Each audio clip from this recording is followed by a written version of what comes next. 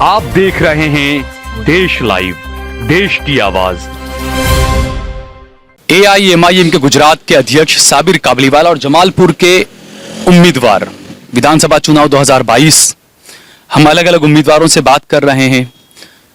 कांग्रेस के उम्मीदवार से हमने बात की अलग अलग जगहों पर, और AIMIM के जो जमालपुर से उम्मीदवार हैं साबिर काबलीवाला, उनसे हम बात करेंगे गुजरात विधानसभा चुनाव और जो आरोप प्रत्यारोप जो होते हैं, फोटो को लेकर जो पॉलिटिक्स चलती है, उस पर हम बात करेंगे। साबिर भाई, सबसे पहले तो बहुत बहुत शुक्रिया कि इतनी व्यस्तता के बीच आपने टाइम निकाला हमारे लिए। आपको क्या लगता है इस बार चुनाव में क्या होगा? इस बार चुनाव में नई जनी होगी। अच्छा, कुछ नया होगा ऐसा लगता है? कुछ नया होगा, और आपने देखा है कि मजलिस को जबरदस्त रिस्पांस मिल रहा है। अभी आपने देखा जो डोर टू डोर में राउंड लगा कर आ रहा था, आपने देखा भी है, और पब्लिक आवाम जो जितनी भी है मजलिस के साथ में, इंशाल्लाह मजलिस की सीटें काफ़ी आएगी इस टाइम पे।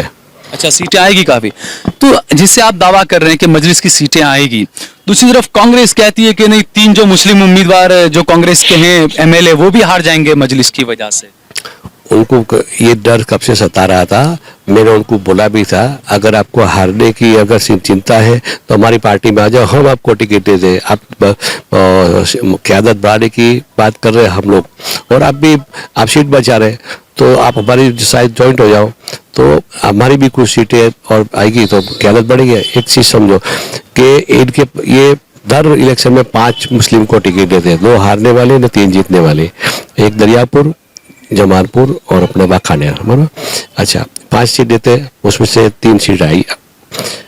हम लोग 13 सीट दिए मुसलमान को, 13 में से कम 10 भी जीत के आएंगे तो मुस्लिम की क़यादत बढ़ेगी। 10 तो बहुत हो जाएगी सर, आपको लगता है 10 जीतेगी? नहीं, आप देखो, आप जाकर आप देखो, जबरदस्त रिस्पॉन्स मिल रहा है। मुझे उम्मीद है कि काफ़ी सीट आएगी। काफी सीट आएगी? हाँ, आने ये सीट आएगी। हमारी अपने ये समाज की आवाज़ विधानसभा में जाएगी। आज 3 MLA थे, तो उसकी जगह हम लोग ये और क़यादत बढ़ा रहे हैं। वो 3 की जगह चलो क्यों बढ़ाई नहीं लोग, 3 की, जब इनके पास तो इतनी बड़ी पार्टी है, 3 की जगह 30 करनी चाहिए। हम तो अभी 2 साल में आए, 2 साल के अंदर 26, हम 35 सीट लड़ाई थी कॉर्पोरेशन में, उसमें 26 सीट तो हम जिता कर लाए 2 महीने के अंदर। हमको लगभग 2 साल का टाइम मिला। हमने संगठन पूरा बनाया पूरा गुजरात के अंदर, तो जहाँ जहाँ जीतने वाली सीट है वहाँ से हम लड़ा रहे, और जहाँ कांग्रेस जिसको टिकट नहीं दे रही थी, जहाँ अपने मुस्लिम जीत सकता है, जो वहाँ टिकट नहीं देते, हम उस जगह पर टिकट दिए। और दूसरी बात ये कि सीटें बचाने की बात कर रहे थे ये लोग, तो और सीटें खत्म कर रहे। हमारा एक बापू नगर का कैंडिडेट था, और उसको 1.25 करोड़ रुपये में उसको खरीद कर ले गए, और वहाँ तो टिकट 1.25 करोड़ में खरीदा, अभी आरोप लगा रहे हैं। हाँ, 1.25 करोड़ में खरीदा उसको। दूसरी बात ये कि बापू नगर में तो कभी वहाँ कांग्रेस टिकट देती नहीं थी। हमने कैलकुलेशन की जीतने वाली सीट थी, तो ये लोग ने ऐसा किया।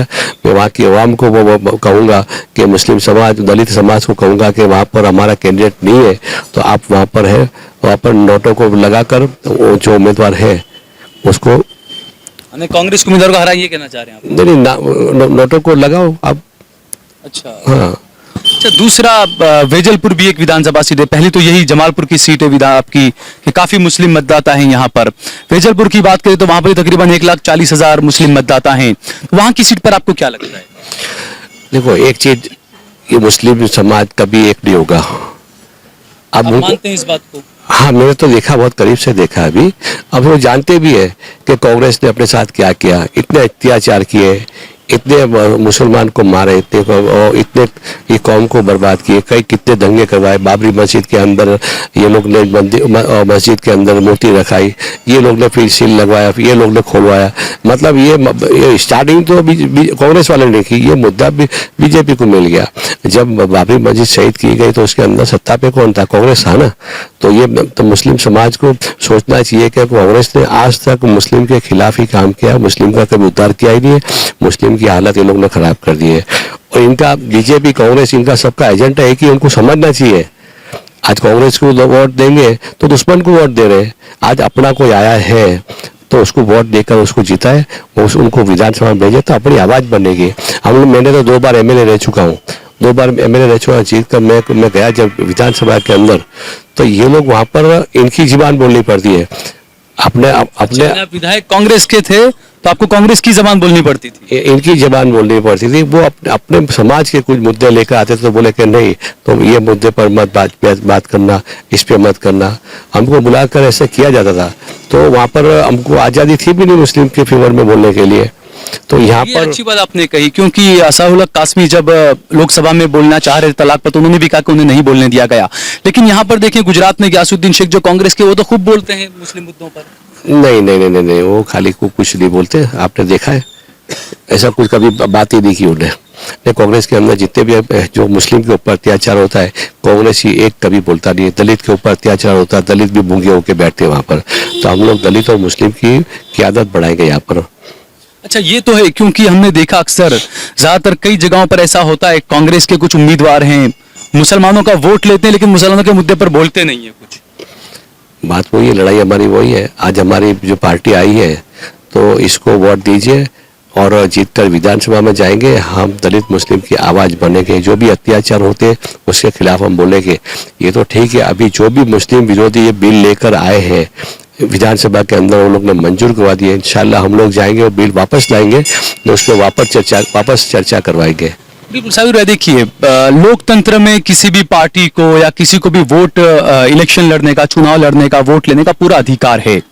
लेकिन दूसरी तरफ हम देखें कि जिस तरीके से कांग्रेस ने जो आरोप लगाए, कांग्रेस का ये कहना है कि हमने कहा था कि 3 मुस्लिम विधायकों की सीट छोड़ दें, उसके अलावा बाकी सीटों पर आप लड़ा दें, तो ऐसा आपने भी नहीं किया। नहीं, मैंने खुद ने सामने चलकर इनको कहा था। और उलमा सब तो मुस्लिम समाज के आगे वाले, और उसमें उलमा लोग भी थे, काफ़ी लोग। एक होटल के अंदर मीटिंग भी हुई थी, 3-4 मीटिंग हुई। उसके अंदर मैंने वो खुली ऑफर करी थी कि आप जैसे बोलो मैं ऐसे करने तैयार हूँ, बोलो क्या चाहिए। तो वो बोले कि 3 सीट छोड़ दो। तो मैं बोला देखो मैं 2 सीट छोड़ने तैयार हूँ, कालूपुर और वाकाडेर। जमालपुर से मैं 2 बार MLA रह चुका हूँ, तो मैं लड़ूंगा। तो वो इस सीट को पकड़ के बैठे के बोले आप भी मत लड़ो। फिर मैं बोला एक काम करता हूँ, मैं असद साहब से बात करता हूँ। वो ना बोलेगा मैं नहीं लड़ूंगा। तो मैंने असद साहब के पास बात रखी, तो उन्होंने कहा देखो तो इस पार्टी के आप सदर हो, आप ये जीत कर नहीं आओगे, तो दूसरे कैंडिडेट भी जीत के आएंगे, तो उसको कंट्रोल कौन करेगा। तो आपको रहना जरूरी, आपको लड़ना जरूरी है। तो उनके कहने से फिर मैंने ये नक्की किया। और वैसे भी मेरी टिकट तो पहले से डिक्लेयर हो चुकी थी। फिर मैंने नक्की किया कि चलो अब न लड़ते। अगर पिक्चर ऐसा ऐसा बनता तो मैं नहीं भी लड़ता। मैंने तो ऑफर खुली की थी इनको कि चलो यहाँ से नहीं, अगर दरियापुर वहाँ से। मैंने फिर एक बात ये भी रखी कि जमालपुर खाड़िया के अंदर आप उम्मीदवार खड़ा मत रखो, मैं भी खड़ा नहीं करता हूँ वहाँ दोनों साइड। तो ये लोग बात मानी नहीं। मैंने तो कांग्रेस ने खुद ने चाहा नहीं है। वो खुद ने चाहा नहीं, वो खुद चाहते थे कि ये अंदर लड़के ये सीटें वो भी बर्बाद हो। लेकिन हम लोग सीटें बढ़ा रहे। देखो गोधरा इंशाल्लाह हम जीत रहे, दाइमरा जीत रहे, और ये वडगाम और जाम खंबाड़िया है, भूज है, यहाँ पर जबरदस्त रिस्पॉन्स है। इंशाल्लाह देखना 7 से 8 सीट तो हम लोग निकालेंगे आराम से। 7 से 8 सीट आप निकालेंगे, हाँ। मानते हैं। अच्छा, दूसरा जब वोटिंग होगी 5 तारीख को, 8 तारीख को रिजल्ट आएंगे, तो क्या मानते हैं जमालपुर में इमरान खेड़ावाला जीतेगा, साबिर काबली जीतेगा, या बीजेपी ले जाएगी सीट? देखो सबसे पहले तो मेरे है ना कांग्रेस के साथ फाइट है ही नहीं। मेरी सीधी फाइट बीजेपी के साथ है। वो मेरे साथ पिक्चर में है ही नहीं, और बीजेपी के साथ हमारी फाइट है ना। उसको तो चांस अवाम ने दिया भी है, 5 साल MLA उसको बनाया। हमने खुद ने सपोर्ट किया उसको, हमने खुद ने उसका कैंपेनिंग भी किया, हमने पैसा भी लगाया। लेकिन वो जीत के आने के बाद कौम के साथ उसने गद्दारी करी, कौम की फैक्ट्रियाँ बंद कराई उसने। और ये सब अवाम सब जानती है, और मैं कौम के लिए क्या करता हूँ सब जानते हैं। अच्छा, दूसरा आपके कई फोटोज और आपके कई वीडियोस निकाल के काफी वायरल की जाते हैं कि मोदी के बहुत करीबी हैं। देखो जिस टाइम हम लोग में MLA था, विधानसभा के अंदर सबके साथ उठना बैठना होता है, तो ऐसी तस्वीरें कई लोग पाड़ लेते हैं। फिर ऐसे टाइम पे वो लोग यूज करते हैं कि बीजेपी का आदमी है, उसका आदमी है। लेकिन हमको सबको मिलना होता है, सबके। हम देखो पॉलिटिकली एक चीज, पॉलिटिक्स एक चीज अलग है, संबंध होता है। वो संबंध के हिसाब से हम दूसरे को तो मिलते थे उस टाइम, तो उसको अभी पॉलिटिकली रंग देते हैं लोग। अच्छा, ठीक है, चलिए साबिर, बहुत बहुत शुक्रिया हमसे बातचीत करने के लिए, और बहुत बहुत शुभकामनाएं आपको भी। एक बार फिर से विधायक बने आप भी। बहुत बहुत क्योंकि शुक्रिया। हमारा तो काम है, जो भी काम कर रहा है, जो भी कर रहा है, सब जीतने के लिए ही लड़ते हैं, चुनावी मैदान में आते हैं। अब आखिर में तो जनता है, जनता ही फैसला सुनाएगी अपना। हाँ, मैं सब जनता को मैं बोलना चाहूँगा कि जहाँ भी मजलिस के कैंडिडेट है उनको वोट करें, उनको जिताए। और दलित मुस्लिम की आवाज़ विधानसभा के जाएगी। आज ये 3 विधायक है और हम लोग यहाँ विधायक बढ़ा रहे। और कांग्रेस तो एक टाइम था कि 22 सीटें आती थी, शॉर्ट करते करते आज 3 सीट हो गई। उस एक टाइम 95 के अंदर एक भी कांग्रेस का विधायक जीत के नहीं आया था, मुस्लिम एक भी। ये लोग बोलते हैं कि गंगा जल से शोध करेंगे, क्या उस टाइम गंगा जल से शोध कर दी थी? यहाँ से हम लोग निर्दलीय अपक्ष लड़ाकर उस्मान भाई देवड़ीवाला को हमने छुटा कर भेजे थे और मुस्लिम की एक ही सीट आई थी, जो जमालपुर वालों ने, जमालपुर की आवाम ने मुस्लिम की इज्जत बचाई थी। और हम लोग ज़्यादा से ज़्यादा सीटें बढ़ाने की कोशिश करेंगे। ठीक है, बहुत बहुत शुक्रिया हमसे बातचीत करने के लिए।